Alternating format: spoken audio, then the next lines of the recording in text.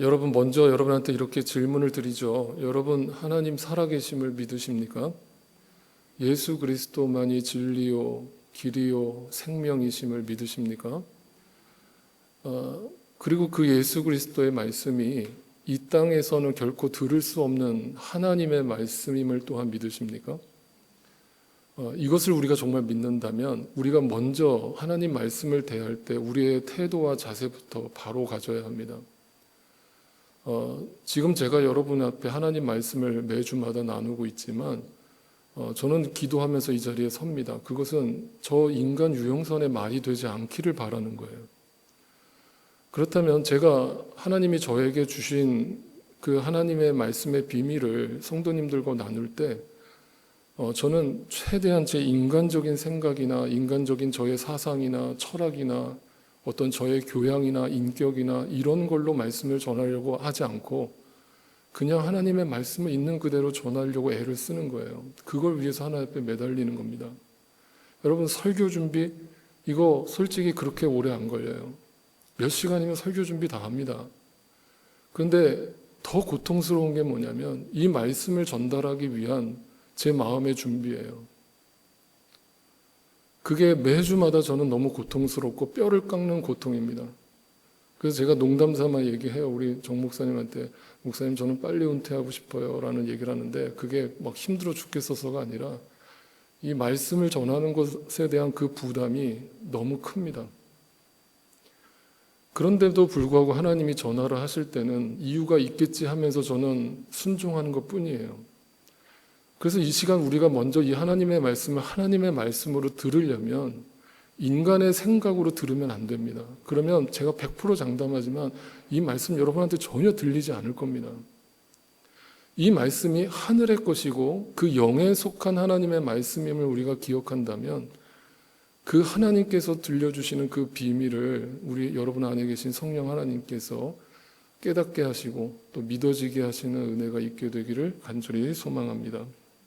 우리는요, 죽음이 끝이 아니죠. 만약에 죽음이 모든 인간의 인생의 끝이라고 여전히 생각하는 신자가 있다면 단연코 말합니다. 그 사람은 신자가 아닙니다. 농담 중에라도 친구와 이웃과 얘기를 하면서도 난 죽는 거 두렵다. 어떻게 난 늙어가는 게 너무 괴로워, 아파, 힘들어. 여러분 인간적으로는 얼마든지 그런 말씀을 하실 수 있습니다만 다시 한번 생각해 보세요. 정말 여러분이 신자라면 죽음 이후의 삶이 있음을 분명히 믿고 살아가는 신자라면 어떻게 이 땅의 삶만 놓고 얘기를 할 수 있겠어요? 불가능하죠. 불가능합니다. 여러분 이 말을 오해 없이 들으세요. 이 땅의 삶이 신자라고 해서 고통스럽지 않다는 게 아닙니다. 우리는 매일매일 고통스럽습니다. 믿는 사람이나 안 믿는 사람이나 우리는 매일매일 고통스럽습니다. 매일매일 문제를 만납니다. 산 하나 넘고 나면 또 하나 더 높은 산을 만납니다. 그런데 그 신세 한탄만 하면서 살아가는 것이 신자의 삶이 결코 아닙니다. 우리에게 정말 믿음이 허락되었다면 죽음 이후의 삶을 바라보면서 살아야 됩니다. 그런데 오늘 본문의 말씀을 이 땅의 시선으로 읽으면 또 용서하란다. 그거 내가 몰라? 안 되는 걸 어떡해? 이건 나하고 상관없는 말씀이야. 하고 저 구석에다 처박아 놓습니다. 그리고 목사님들이 설교할 때마다 한 귀로 듣고 한 귀로 흘립니다. 그건 나는 못해요. 그건 이 세상 누구도 못해요. 네, 맞는 말이에요. 오늘 본문의 말씀은 우리 보고 용서해라, 용서하는 삶을 살아라 라면서 율법적인 말씀을 우리에게 던져주는 말씀이 결코 아닙니다. 결코 아닙니다. 여러분 솔직히 말씀해 보십시오. 지금 여러분 마음속에 예배를 드리러 나오셨지만 마음속에 미운 사람이 있어요 없어요? 우리 교회 성도들끼리 말고 미운 사람이 있어요 없어요? 막 원수까지는 아니더라도 그냥 그 사람하고 말도 섞이시는 사람 있잖아요. 때로는 그 사람이 내 배우자가 되기도 하잖아요. 여러분 그런 마음으로 안고 살아가는 게 우리예요. 저와 여러분이에요. 이걸 하나님이 모르실까요? 우리의 실체를 모르실까요? 다 아셔요. 다 아시는데 그걸 요구하신다면 그건 하나님이 깡패죠. 내가 못하는 걸 아시는 하나님이 그걸 계속 강요하신다고요? 하라고? 그 뜻이 아닌 거예요. 그러니까 이걸 전제해 놓고 오늘 말씀을 들어보시길 바라요. 여러분, 죽음 이후의 삶을 우리는 뭐라고 그러죠? 영원이라고 그래요. 그 영원의 시간은 아무도 본 사람도 없고 느껴본 사람도 없고 경험해 본 사람도 없어요. 어떤 사람들은 신비적으로 기도하면 그 영혼의 신비를 경험한다라고 얘기하는데 전혀 성경적이지 않아요. 그거는 무당들이 하는 얘기예요. 여러분, 영혼이라는 것을 성경이 얘기하지만 아무도 가본 사람이 없고 아무도 경험해 본 사람이 없습니다. 모릅니다. 그것이 얼마나 크고 광활한 것인지 우리가 마치 저 우주 끝에 가본 사람이 아무도 없듯이 그 영혼이라는 단어는 너무나 추상적이고 막연하고 너무 광활한 거예요. 그러니까 우리는 항상 어디만 바라보냐면 죽음 이후의 삶을 영원이라는 것을 우리 인간의 유한한 지식으로만 이해하고 넘어가는 겁니다. 아, 생명의 연장. 그냥 죽음이 끝이 아니라 믿는 자들은 죽어서도 계속 산대. 마치 진시황이 불로초를 찾아다니듯이. 그것이 복음인 줄 착각하는 거예요. 여러분, 이 상태로 영원히 산다. 여러분, 그게 복일까요? 그게 복입니까? 네, 우리 유권사님이 지겹대요. 지겹죠. 지겹잖아요. 여러분, 이 상태로 영원히 사는 게 무슨 의미가 있어요? 성경이 말하는 영혼은요, 결코 생명의 연장이 아니에요. 그럼 우리는 이 영혼을 알지 못하기 때문에 현재만 놓고 생각을 하는 거예요. 우리의 시선은 항상 현재만 보는 거예요. 그죠? 그 현재만 놓고 얘기를 하는 겁니다. 근데 믿는다는 사람들도 그 현재만 놓고 얘기하는 거예요. 왜? 그 영혼이 뭔지를 모르기 때문에. 그럼 이제부터 설명드릴게요. 성경이 말하는 영혼이 뭐냐면 단지 영원한 시간이 아니에요. 성경이 말하는 영혼은요, 하나님 말씀이에요. 그냥 그 말씀 자체가 영혼이에요. 그리고 그 말씀이신 하나님이시고 예수 그리스도예요. 그분을 만나게 되고 그분을 믿게 되고 그 말씀이 내 안에 들어오면요, 내가 영혼을 경험해요. 내 안에 천국이 이루어진다고요. 죽어서 가는 영원한 시간이 아니라 내 안에 하나님 나라가 이루어진다고요. 놀라운 일이에요. 그걸 본 어게인이라고 얘기해요, 성경은. 다시 태어났다는 거예요. 이 현재의 삶에서는 절대 맛볼 수 없는 평안이고 절대 맛볼 수 없는 기쁨이고 그거를 말씀을 통해서 예수를 통해서 내 안에 느끼게 되고 만나게 되는 거예요. 그런데 현재에 묻혀서 살아가는 나는 왜 그렇죠? 그 말씀이 내 안에 들려오지 않기 때문이에요. 말씀은 날마다 묵상하는데, 날마다 말씀을 읽는데, 날마다 주일마다 설교를 듣는데 그 말씀이 내 안에 들려오지 않아요. 다 튕겨져 나가요. 저 교회 예배당 문 밖에만 나가면 다 까마득히 잊어버리고 여전히 이 세상 문제로 내 머리가 가득 차버려요. 그 이유는 뭐예요? 내 안에 하나님 주시는 참된 믿음이 허락되지 않았기 때문에. 믿음이 허락되지 않으면요, 겉으로 볼 때는 아무 문제 없어 보여요. 네, 똑같이 삽니다. 전혀 문제 없어요. 근데 믿음이 없는 자에게는요, 현재만 보이는데 그 현재는 다른 게 아니에요. 나예요. 나만 보이는 거예요. 그게 다른 말로 자아예요. 자아. 나로 충만한 거예요. 내 생각, 내 문제, 내 인생, 내 시간, 나에게 집중하면요, 절대 하나님 말씀이 안 들립니다. 그런데 하나님 말씀이 안 들리니까 하나님이 용서하라, 사랑하라 이 말이 들리겠냐고요. 나로 다 받아쳐버리는 거예요. 하나님 못해요. 내가 어떻게 저 인간을 용서합니까? 내가 어떻게 저 인간을 사랑합니까? 못합니다. 저 사람 나하고 안 맞아요. 성격이 안 맞고 성향이 안 맞고 살아온 배경이 안 맞고 안 맞는 것만 쭉 나열합니다. 하나님 앞에서 정당하게 자기를 합리화합니다. 하나님, 충분히 이유가 있죠. 저 사람이 문제입니다. 나는 문제 없어요. 이런 분들이 계속 기도하는 그 기도의 내용도 결국 나에게 집중될 수밖에 없어요. 하나님, 저 사람을 변화시켜 주세요. 하나님, 저 인간을 좀 바꿔주세요. 나는 괜찮거든요. 저 인간이 문제예요. 저 인간 좀 내 눈에 안 띄게 해주세요. 그게 뭐야? 나예요.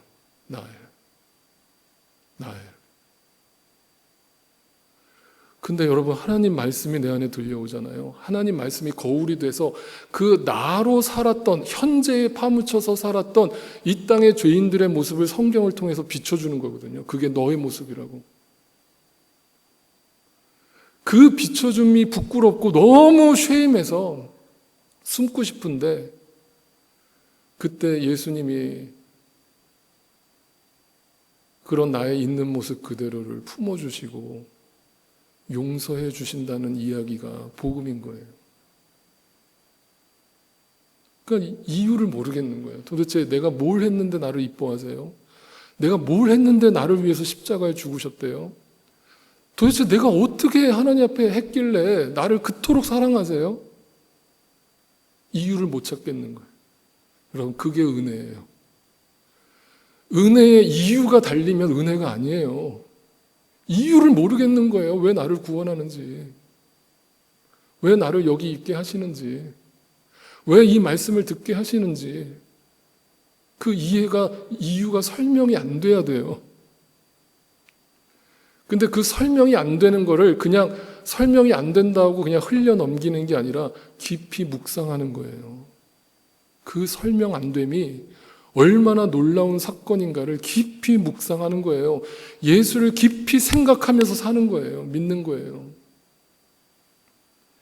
그 나라는 자아가 실패를 해요. 용서하라 했는데 용서가 안 돼요. 사랑해라 했는데 사랑이 안 돼요. 실패를 합니다. 그럼 어떤 행동이 나옵니까? 내가 기도가 부족한가 봐. 내가 뭔가 예배 생활을 제대로 안 드렸나 봐. 내가 뭔가 하나님 앞에 헌신이 부족했나 봐. 내가 더 성령의 뜨거움을 받아야 되는데 내가 뭔가 신앙을 뜨뜨미지근하게 하고 있나 봐. 이러면서 어디로 가냐면 율법주의로 가는 거예요. 여러분, 그게 믿음 좋아 보이죠? 아니에요. 그 영혼 속에 주어지는 하나님의 말씀, 예수가 보이지 않기 때문에 자꾸 내 열심을 내려고 하는 거예요. 그게 율법주의예요. 그리고 이 세상 사람들도 그것을 강조하면서 그 율법을 이 세상 사람들은 다른 말로 뭐라고 그래요? 법이라고 얘기하기도 하고 윤리라고도 얘기해요. 그러니까 그 윤리 속에서, 윤리의식 속에서 신앙생활을 하는 거예요. 그러니까 이렇게 신앙생활 하시는 분들이 있죠. 예수 믿는 게 뭐냐? 착해져라. 더 선해져라. 좀 인격이 성숙해라. 어떻게 사람이 맨날 그 모양이냐. 좀 사람이 자라야지, 성장해야지. 라면서 착하게 삽시다로 가는 거예요. 여러분, 말이 지금 어려운 거 아니죠? 그리로 가면 안 돼요. 여러분, 그리로 가면 성경이 말하는 정반대 길로 가는 거예요. 구약시대 내내 하나님께서 우리에게 율법을 주시고 그 율법대로 살아라 했는데 그걸 안 된 게 인간이라는 거예요. 못한 게 인간이라고요. 그런데 인간은 또 윤리를 붙들고 있는 거예요. 여러분, 한 번만 생각해 보십시오. 이 세상에 윤리라는 게 필요합니까? 안 합니까? 반드시 필요하죠. 세상에 윤리가 없으면 사회가 어떻게 되겠어요? 다 망가지겠죠. 법이 필요합니까? 안 합니까? 법이 반드시 필요하죠. 그런데 여러분, 또 한 번만 생각해 보세요. 이 세상에 그렇게 아이들 유치원 때부터 대학교까지 그렇게 윤리를 열심히 가르치고 인간은 이렇게 살아야 된다. 인간의 도리를 가르치고 어떤 법치주의적인 입장에서 법을 잘 지켜야 된다, 인간은 합법적으로 살아야 된다라는 걸 끊임없이 가르치지만, 여러분, 이 인간이 만들어 놓은 이 세상이 지금 100년 전보다 더 선해지고 더 의로워졌다라고 여러분 장담할 수 있습니까? 왜 그럴까요? 왜 이렇게 사람들의 의식이, 교육 수준이 높아지고 그렇게 윤리의식이 투철해지고 준법 정신이 투철해지는데도 불구하고 왜 이 세상은 여전히 악이 가득할까요? 왜 이 세상 나라의 지도자들은 그 인간의 욕망과 야망에 사로잡혀서 수많은 생명을 가볍게 여길까요? 지금도 이스라엘과 이란을 보십시오. 이게 어제 오늘 일입니까? 이제 놀랍지도 않아요. 이게 인간이에요. 이게 성경이 말하는 나입니다. 그래 놓고 나를 포장하는 거예요. 아, 나는 윤리적인 인간. 나처럼 사는 사람이 있어? 나 참 괜찮은 사람이야. 아, 어떻게 저런 인간이 있어? 어떻게 법을 안 지켜?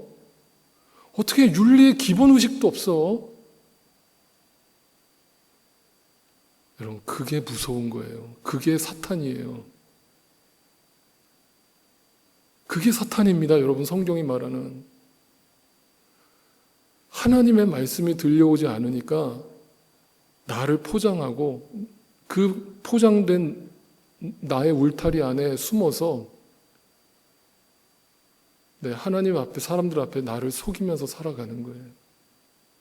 그런데 어느 날 영혼에 속한 하나님의 말씀이 내게 들려와요. 어떤 변화가 일어나요? 그 말씀은 나의 있는 모습 그대로를 여과 없이 다 노출시키시면서 폭로하시면서, 야, 이게 너야.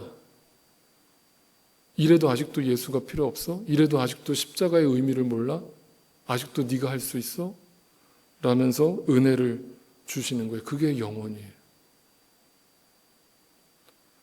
그 영혼의 말씀이 내 안에 심겨지잖아요. 나도 모르게 용서가 되는 거예요. 제가 토를 달았습니다. 나도 모르게.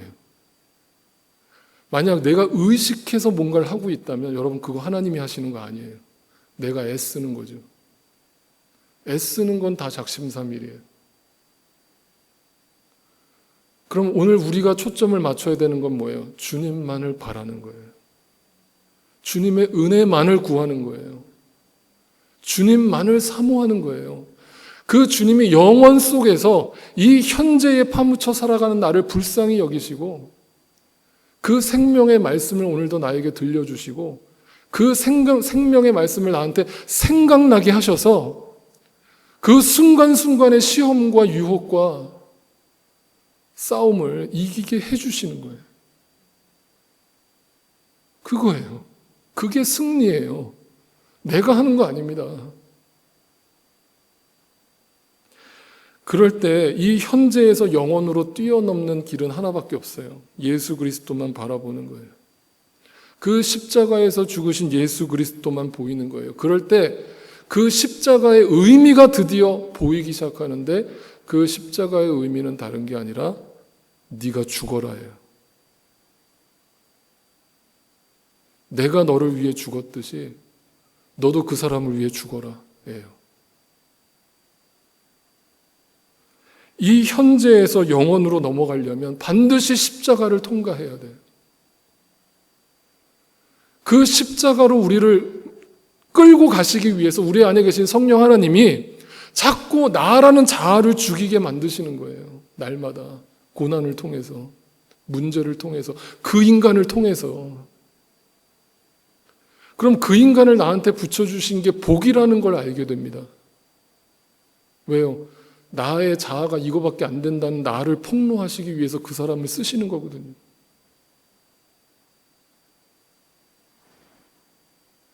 그러니까 내 주변에 2년만 나한테 잘해주는 사람만이 인연이 아니에요.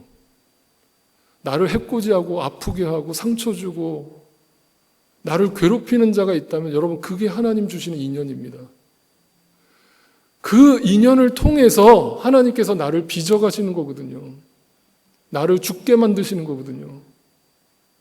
여러분이 못합니다. 여러분 안에 계신 성령 하나님이 은혜로 그걸 가능하게 하시는 거예요. 그럴 때 그 영혼을 한 번만 경험하면요, 이제 그 영혼의 말씀과 예수 그리스도의 진리와 은혜와 용서의 의미를 분명히 알고 그 영혼의 시간을 가지고 현재 속으로 들어오는 거예요. 그럴 때 더 이상 나는 없습니다. 나는 없습니다.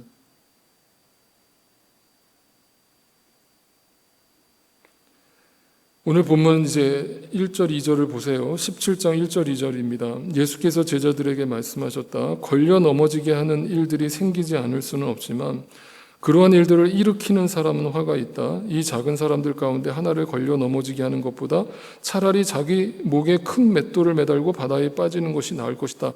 자, 여기 두 부류의 사람이 등장하죠. 어떤 사람이, 첫 번째 사람은 걸려 넘어지게 하는 사람이 등장해요. 일으키는 사람. 그런 일들을 일으키는 사람이에요. 또 어떤 사람이 나타나요? 걸려 넘어지는 사람이 등장하죠. 작은 사람이라고 표현하고 있어요.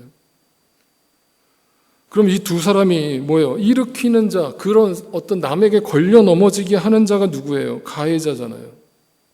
가해자. 걸려 넘어지는 사람은 뭐예요? 피해자예요. 언제나 그 가해자가 피해자를 공격해요. 상처를 줘요. 아픔을 줘요. 걸림돌이에요. 그 인간의 인생이 내 인생에 항상 걸림돌이에요. 그런 인간이 항상 내 주변에 있어요. 한순간도 내 주변에 없었던 적이 없어요. 항상 있어요. 그런데 나는요, 여기서 가해자예요, 피해자예요? 네? 여러분은 누군가를 걸려 넘어지게 하시는 분이에요? 걸려 넘어짐을 당하시는 분이에요? 그럼 제가 이렇게 물으면요, 100% 이렇게 대답합니다. 아유, 목사님 무슨 그런 질문이 있어요. 당연히 제가 걸려 넘어지는 자예요. 제가 날마다 그렇게 피해를 입고 살아요. 라고 대답하실 거예요. 희한한 일이 있습니다. 여러분, 제가 상담하면서 희한한 걸 여러 번 봐요. 분명히 상처받았다는 사람은 나오거든요. 내가 저 사람 때문에 상처받았다는 거예요. 그런데 희한하게요, 상처를 줬다는 사람은 아무도 없어요. 아무도 없어요. 다 자기가 상처받았대요. 왜 그래요? 나라고 하는 자아, 나라고 하는 자아. 여러분, 인간이 객관적일 수 있을까요? 우리는 정말 많은 경우 착각을 하는 거예요. 인간은 절대 객관하고 안 돼요. 인간은 항상 주관적이에요. 나라고 하는 렌즈를 통해서 어떤 문제를 본다고요. 그러니까 절대 인간은 객관적일 수가 없어요. 그러니까 제3자가 그 이야기를 들으면 다 주관적인 이야기만 듣게 되는 거예요. 분명히 누군가는 상처를 받았는데 가해자가 없어요. 내가 다 피해자예요. 그러면 이 세상의 방식이 이렇게 흘러가고 있다는 걸 우리는 알아야 되는데, 여기서 성경이 말하는 본문을 보세요. 여기서 그 문제를 일으키는 사람들은 누굴까요? 우리가 앞에 누가복음 15장, 16장 계속 연결선상에서 이해를 해보셔야 돼요. 연결선상에서 보면 지금 이 누군가를 걸려 넘어지게 하는 사람은 누구를 얘기할까요? 바리새인들과 서기관들을 말하죠. 그 사람들이 어떤 사람들이에요? 나는 의인이다라고 생각하면서 살아가는 자들이죠. 율법과 윤리의식으로 똘똘 뭉쳐서 자기를 철저하게 방어하면서 자신의 기준에서 조금만 벗어나는 사람들을 정죄하면서 살던 사람들이에요. 판단하면서. 그러니까 예수님이 그들한테 비유를 들려주시면서, 야, 무슨 생각하고 있어? 바로 네가 잃은 양 한 마리야. 네가 잃은 드라크마야. 네가 잃어버린 아들이야. 네가 불의한 청직이야. 네가 부자야. 네 안에 나밖에 없잖아, 나밖에 없잖아. 하나님이 없잖아, 말씀이 없잖아. 그 얘기를 예수님이 들려주시면서 17장에서 이 얘기를 하시는 거예요. 걸려 넘어지게 하는 자, 화가 있다. 근데 그 화가 어떤 화인지는 구체적으로 말씀 안 하세요. 근데 우리는 짐작할 수 있어요. 바로 앞구절에서 부자와 나사로의 이야기를 통해서 나로 충만한 채로 살다가 죽은 인간이 어디를 가게 되는가. 그게 화라는 걸 보여주는 거예요. 무서운 경고예요. 그러니까 그 화가 얼마나 무서운 경고인지를 알려주시기 위해서 차라리 연자 맷돌을 목에 메고 바다에 빠져 죽는 게 차라리 나을 거야. 죽는 게 나을 거래요. 세상에 이런 말이 어디 있어요? 이런 저주가 어디 있어요? 그런데 차라리 죽는 게 낫다라는 말이 뭐래요? 그 화가 죽는 것보다 더 고통스러울 거라는 걸 얘기하죠. 그 고통이 뭘까요? 막 불구덩이에서 활활 영원히 타는 거요? 자꾸 성경을 그렇게 무슨 동화적으로 읽지 마세요. 지옥은 그런 게 아니에요. 지옥의 불이라는 의미는요, 소멸되는 거거든요. 다시 말하면 하나님과의 관계가 완전히 끊어진 상태가 지옥이에요. 이제 더 이상 회복할 가능성이 없는 거예요. 영원히 하나님과 단절되어서 살아가는 거예요. 그게 지옥이에요. 그러니까 우리는 이 땅에서도 지옥을 경험하면서 사는 겁니다. 하나님 없이 살아가는 것은. 매일매일이 현재밖에 안 보여요. 그게 지옥입니다. 나밖에 안 보이고요. 이게 바리새인들과 서기관들의 모습이었어요. 근데 여기서 뭐라고 얘기해요? 걸려 넘어지게 하는 일들이 생기지 않을 수 없대요. 무슨 말이에요? 네. 야, 바리새인들, 너희는 안 걸려 넘어질 것 같아? 이 얘기예요. 이 세상에 상처 안 받을 사람이 있을 것 같아? 이 세상이라는 나라의 시스템이 다 피해자를 양산하는 시스템이야. 너희의 실수를 절대 용납하지 않는 시스템이야. 왜? 이 세상 나라를 사탄이 주관하고 있기 때문이야. 사탄은 너희를 정죄하고 판단하고 너희를 죽이려고 달려들기 때문이야. 라고 얘기를 하시는 거예요. 그 피해자가 아까 얘기한 대로 잃은 양 한 마리, 잃은 드라크마, 잃은 아들 나사로. 그 작은 사람들을 예수님께서 그 눈물을 닦아주시고 이 세상에서 받은 상처와 아픔과 그 남들한테 당했던 그 모욕과 그 핍박을 다 갚아주시겠다는 얘기를 하시는 거예요. 그래서 우리 믿는 자들한테 이 땅에서 무슨 복을 받을 생각하지 말아라. 내가 십자가에 죽었던 것처럼 너희도 그것을 본으로 삼아서 너희도 나처럼 이렇게 죽어야 된다. 그걸 보여주시는 거예요. 그래서 우리는 이 땅에서 피해자로 사는 게 복이에요. 이게 세상 나라의 모습입니다. 자기 의로, 도덕과 윤리로 똘똘 뭉쳐서 자기는 의롭다라고 하는 자들이 이 세상을 통치하고 있으면서 작은 자들을 핍박하고 업신여기고 무시하고 죽이는 그런 세상이 바로 사탄이 주관하고 있는 세상인 거예요. 그런데 우리는 이런 세상 속에서 건짐을 받았고 부르심을 받았고 그 은혜를 알게 되었고 말씀을 알게 된 거예요. 그래서 예수님 우리에게 그 다음 구절 이렇게 얘기하십니다. 3절 4절을 보세요. 너희는 스스로 조심하라 그래요. 스스로 조심하라. 스스로라는 단어에 주목해 보세요. 여러분 스스로는 쉽게 말하면 이거예요. 야, 너를 먼저 돌아봐 이거예요. 먼저 돌아봐. 너라고 하는 자아에 빠져 있지 말고 현재에 빠져 있지 말고 하나님의 말씀이 들린다면 그 말씀은 너의 실체를 폭로할 텐데 너를 들여다봐. 너를 돌아봐. 과연 너는 저 가늠한 여인한테 돌을 던질 자격이 있다고 생각해? 라고 우리를 돌아보게 하시는 거예요. 그게 은혜예요. 그리고 나서 그게 된 사람은요, 자기의 실체를 폭로당한 사람은요, 그 다음 구절이 뭐예요? 이제 다른 사람의 문제가 보이는 거예요. 다른 사람의 문제는 뭐예요? 여전히 예전의 나처럼 나라고 하는 자아에 빠져 있는 게 보이는 거예요. 그래서 하나님 말씀대로 안 사는 거예요. 형식적인 신앙생활 하는 거예요. 그 모습을 보고 그냥 가만히 있지 말라는 겁니다. 뭐라고 얘기하냐면 믿음의 형제가 죄를 짓거든 꾸짖으래요. 그 죄가 뭐예요? 나로 충만한 상태로 살아가는 모습을 보거든 꾸짖으래요. 여러분, 이거는 비난이 아니에요. 정죄가 아닙니다. 제가 여러 번 말씀드렸죠. 성경에는 비판과 비난을 구분하고 있다고 그랬죠. 비판은 반드시 필요해요. 여러분, 그죠? 건강한 공동체가 건강한 방향으로 나아가기 위해서 하나님은 하나님의 말씀을 토대로 그 말씀을 통해서 우리한테 건강한 비판을 하게 하셨어요. 그러니까 이 세상에 교회가 뭔가 잘못 가고 있다면 하나님의 말씀을 가지고 비판할 수 있어야 돼요. 여러분, 믿는 사람들은. 그게 잘못됐다고. 그 길로 가면 망한다고 누군가는 외쳐야 돼요. 그냥 좋은 게 좋은 식으로 바라보는 게 은혜가 아니에요. 그런데 비난은 하지 말라는 거예요. 여러분, 비난과 비판의 차이가 뭘까요? 어떻게 다를까요? 뭔가를 지적하는 모습은 똑같잖아요. 비판과 비난이. 어떻게 다를까요? 잘 생각해 보세요. 비판은요, 내 감정이 실리지 않아요.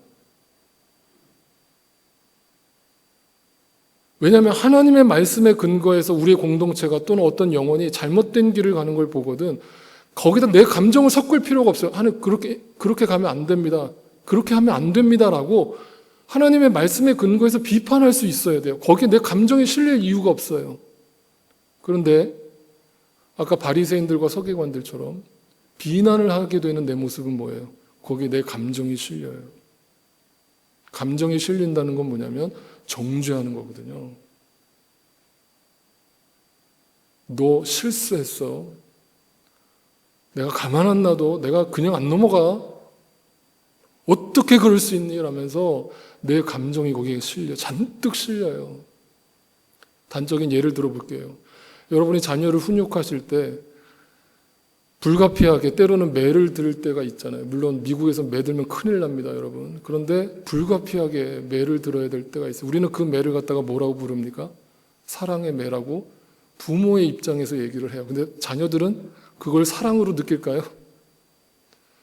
만약에 부모가 매를 들면서 사랑의 매라고 만약에 훈육 차원에서 자녀를 매를 든다면 거기에 감정이 실리면 돼야 안 돼요?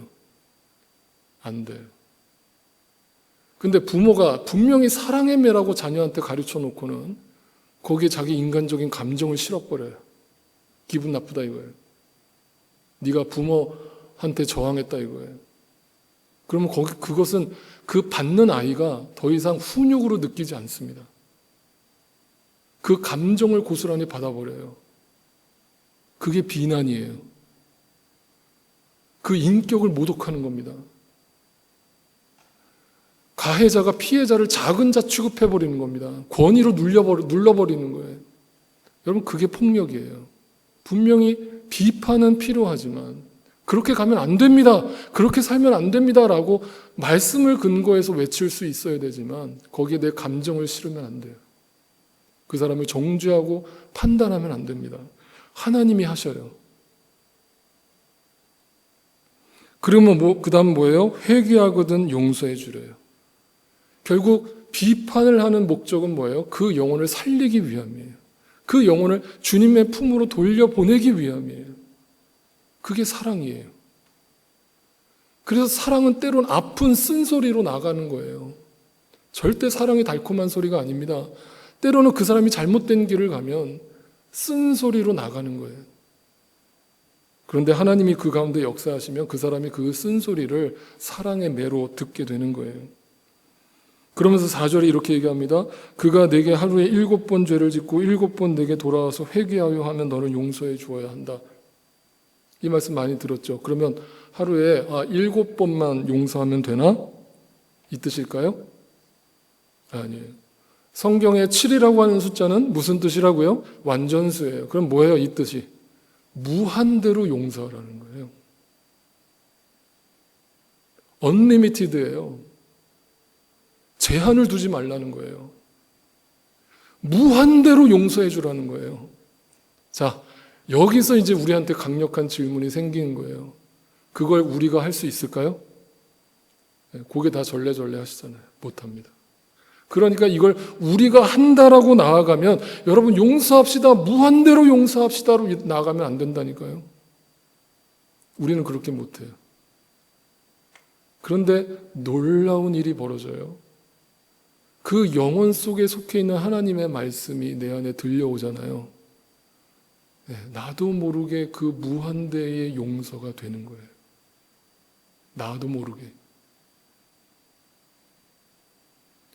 왜? 그 예수 그리스도의 십자가가 너무 선명하게 보이기 때문이거든요.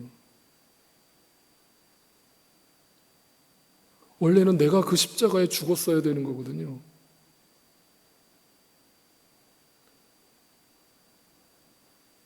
그 은혜를 경험한 신자는 그 영혼의 말씀을 경험하고 나서 나도 모르게 무한대의 용서의 삶을 살아가게 되는 거예요. 그런데 교회 안에서 어떤 일이 벌어지느냐. 용서합시다. 용서하는 삶을 삽시다. 그러면 아멘 하고 이제 뒤로 나가서 하루 만에 그 인간 말이야 막 그러면서 막 또 험담을 해요. 이런 일이 반복되고 있는 거예요. 뭔가 잘못 가고 있는 거예요, 교회가. 여러분, 이게 오늘날만의 문제가 아니라는 걸 제가 보여드리죠. 로마서 16장에 가보면요, 사도 바울이 로마 교인들한테 그 장로들한테 이렇게 얘기를 합니다. 교회 지도자들이거든요. 16장 16절을 보시면 거룩한 입맞춤으로 서로 문안하라고 이렇게 권면을 해요. 이거는 이제 당시 문화를 이해하셔야 되는데 당시 로마 헬라 문화 속에서는 인사법이 뭐예요? 얼굴을 부비면서 키스를 하는 거예요. 그게 반갑다는 인사법이에요. 근데 이게 서민들은 이렇게 인사를 안 했습니다. 어떤 사람들이 이렇게 인사를 했냐면 좀 배웠다는 사람들, 양반들이, 귀족들이 이렇게 인사법을 갖고 있었어요. 서로 얼굴을 부비면서 서로 키스를 해주는 거예요. 남자든 여자든 상관없이. 근데 사도 바울이 교인들한테, 교회 지도자들한테 마지막으로 이렇게 권면하는 거예요. 서로 거룩한 입맞춤으로 문안하십시오. 이 말을 왜 할까요? 생각해 보세요.